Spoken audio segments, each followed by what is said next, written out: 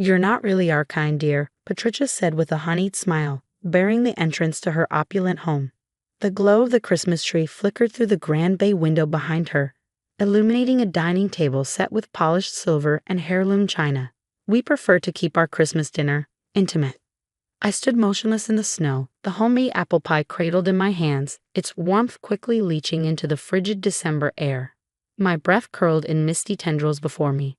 Beside Patricia, my husband James shifted uncomfortably but said nothing. The silence was deafening. "My name is Olivia." I was 32, and this was supposed to be my first Christmas with my husband's family. We had been married for 6 months, but despite my efforts to bridge the gap, the Harrisons had made their disdain clear. A simple girl from a middle-class background was not the future they had envisioned for their golden boy. "But James and I are married," I said, steadying my voice, determined not to waver. "That makes me family." Patricia's smile widened, sickly sweet, her red lips curving with something close to amusement. "Marriage is just a legal contract, dear. It doesn't grant you class." She let the last word linger in the cold air like an unspoken accusation. Over her shoulder, I spotted James's sisters, Madison and Elizabeth, whispering, their designer gowns catching the chandelier light in delicate shimmers. His father, Richard, stood by the fireplace, his back deliberately turned. I turned to James, my heart lodged in my throat. "James?" He wouldn't meet my eyes. "Maybe it's better if you go home, Liv," he mumbled. "I'll talk to them. We can celebrate tomorrow, just us." The betrayal struck harder than the winter wind. I had spent 6 months enduring their subtle jabs, showing up to their charity functions, playing the part of the dutiful wife, only to be dismissed like an unwelcome guest. "Of course," I said, gripping the pie dish tighter. "Enjoy your intimate dinner." As I turned, Patricia called after me. "Owen dear, you can leave the pie. We already have one from Constantine's bakery, the best in the city." I didn't stop. The pie was mine. A recipe passed down through generations from a grandmother who had taught me that love was measured in effort, not in price tags. The drive home was a blur of snow and city lights. Boston lay beneath a pristine white blanket, serene and indifferent to my humiliation. I pulled up to our apartment, quaint as the Harrisons called it, and let the first tears fall in the quiet of the car. My phone buzzed. A message from James. "They just need time. Don't take it personally." I exhaled shakily, as if being turned away from my husband's family home. Told I wasn't good enough, wasn't deeply personal. Another buzz. Madison this time. "Nothing personal, Olivia. But Christmas at the Harrisons is a tradition. Maybe next year, if you've improved." Attached was a picture of them around the dinner table, all smiles, crystal flutes raised in a toast. I wiped my tears and straightened my shoulders. They didn't know about the letter I'd received last week, the one I had planned to share tonight, foolishly thinking it might change how they saw me. Another buzz. "Sophie, my best friend. Still on for New Year's. The renovations are almost done." A slow smile crept onto my lips. They had no idea. My grandmother hadn't just left me her pie recipe. She had left me everything. The historic Hamilton House, one of the most coveted estates in New England, now belonged to me. The very property the Harrisons had been vying to purchase for years. And in just a few weeks, it would be the setting for the most prestigious event of the season. "Definitely," I texted back. "Send out the invitations tomorrow. Make sure the Harrisons get theirs." I set the pie on the counter and unfolded my grandmother's letter once more. "My dearest Olivia," it read, "Hamilton House isn't just bricks and mortar. It's a legacy. True class isn't about where you come from, but how you carry yourself. Use it wisely." Oh, I intended to. James called 3 times that night. Each one went to voicemail. Tomorrow, I would deal with his apologies. Tonight, I had a party to plan and a lesson in class to deliver. As my grandmother always said, living well is the best revenge. The next morning, James found me methodically packing my suitcase. "Liv, please," he murmured, lingering in the doorway like a shadow. "You know how they are. They'll come around." I folded a sweater with careful precision, my movements slow, deliberate. "You're right, James. I do know how they are now. And more importantly, I know how you are too." His brow creased. What's that supposed to mean? I met his eyes in the mirror, my expression unwavering. "It means I watched my husband stand by in silence while his family humiliated his wife on Christmas Day. And that tells me everything I need to know." He exhaled sharply, running a hand through his hair, a habit I once found endearing. Now it felt like a performance. Where are you even going? Sophie's. I zipped up my suitcase. I need space to think. I did mention that Sophie's meant Hamilton House. That revelation could wait. James's phone buzzed, the screen flashing with a new message. Madison's name. I caught the words before he could turn it over. Daddy's furious about Olivia's dramatic exit last night. She's embarrassing the family name. A hollow laugh escaped my lips. Your sister seems quite concerned about the family name, I said coolly. You should go comfort her. Liv, don't be like this. Like what, James? Someone who expects basic decency. Someone who thought her husband would stand up for her. I pulled up my suitcase handle. You should go. I'm sure they're waiting for you at their precious after-Christmas brunch. He reached for my arm as I passed, his touch hesitant. At least tell me when you're coming back. I gently pried his fingers away. When I figure out if I want to. The drive to Hamilton House wound through Boston's historic district, past elegant townhouses and manicured gardens. My grandmother's home, now mine, stood at the end of Beacon Street, its red brick facade and stately white columns exuding quiet power. Sophie was already waiting on the front steps, clipboard in hand. The contractors just finished the ballroom, she announced as I stepped out. Wait until you see it. Inside, the house was a breathtaking fusion of historic charm and modern refinement. Crystal chandeliers gleamed from carved ceilings, state-of-the-art lighting accentuating century-old artwork.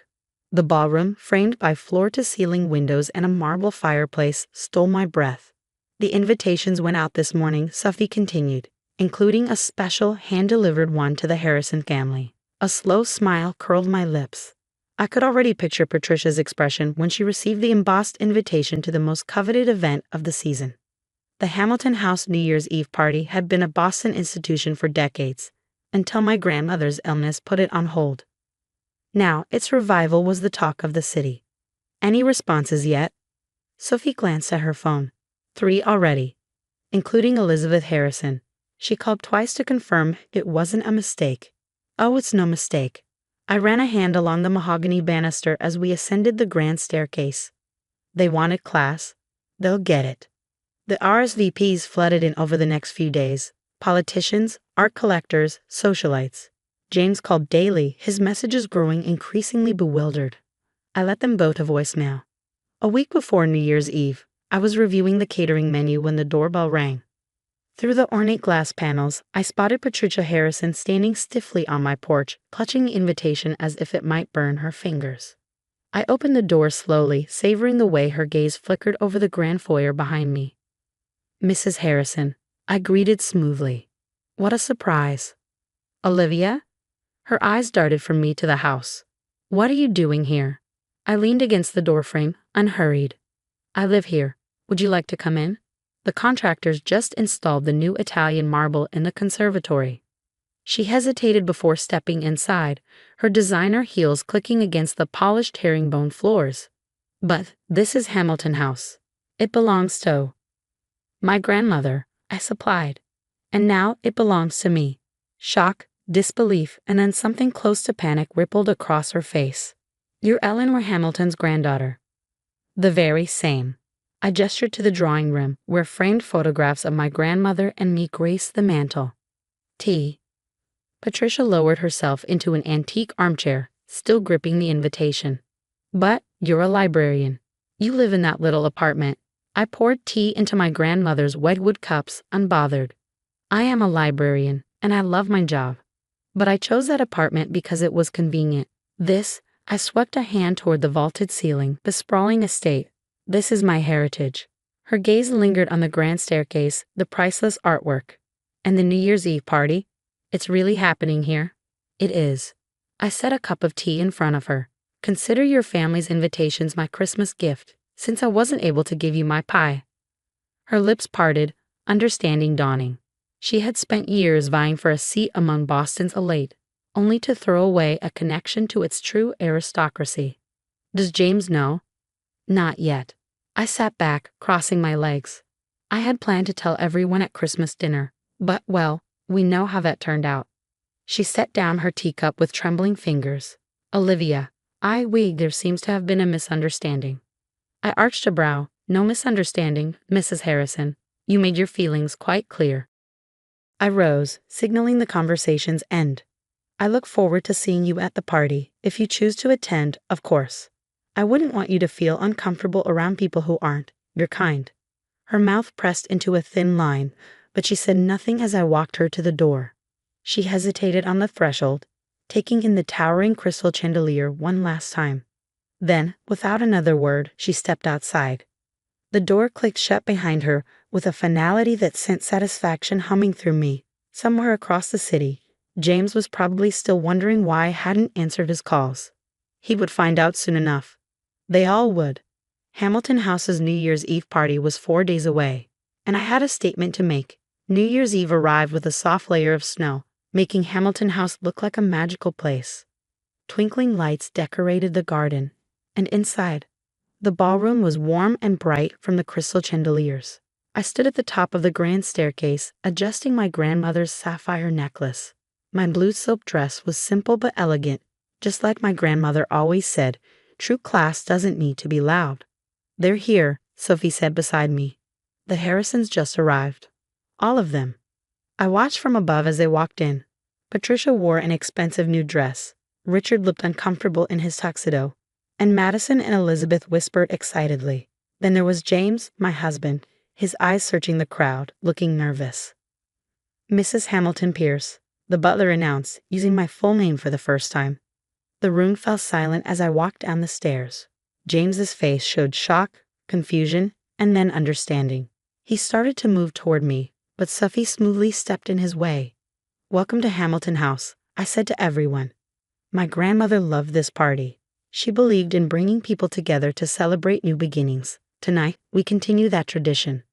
The evening was lively. I greeted guests, shared memories of my grandmother, and watched as many people came to pay their respects to Eleanor Hamilton's granddaughter. The Harrisons stood in their own little group, watching everything. Finally, James managed to reach me. Why didn't you tell me? He asked quietly. I tried, I said. I was going to announce it at Christmas dinner, but I wasn't good enough for your family's table.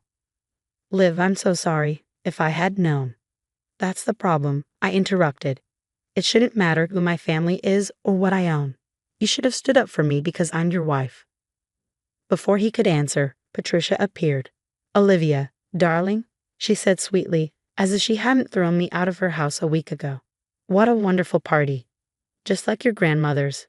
You know, I always admired Eleanor. Did you? I asked with a polite smile. Funny, she never mentioned you. Patricia hesitated. Well, we were in the same social circles.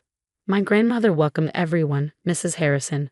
She taught me that true class isn't about money or status. It's about how you treat people. I looked at both her and James. That's why I'm announcing tonight that Hamilton House will become a cultural center. We'll have reading programs for kids, art classes for the community, and this New Year's Eve party will continue, but as a charity event. James stared. You're opening the house to the public, to everyone, I said. No one will be judged for who they are. Later that night, just before midnight, James found me in the library, my grandmother's favorite room. I've been a fool, he admitted.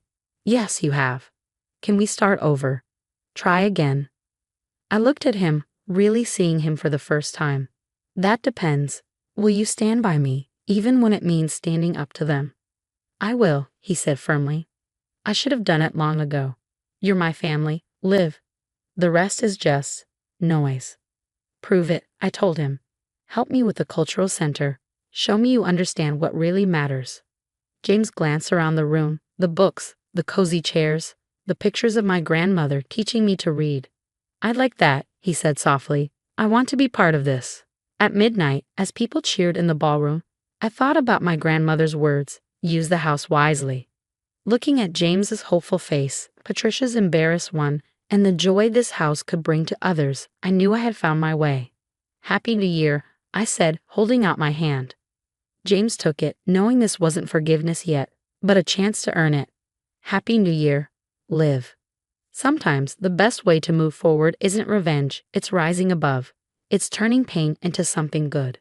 As the first notes of Auld Lang Syne played, I smiled. This really was a fresh start, not just for me and James, but for everyone who would step through these doors in the years to come. Because that's what real class is.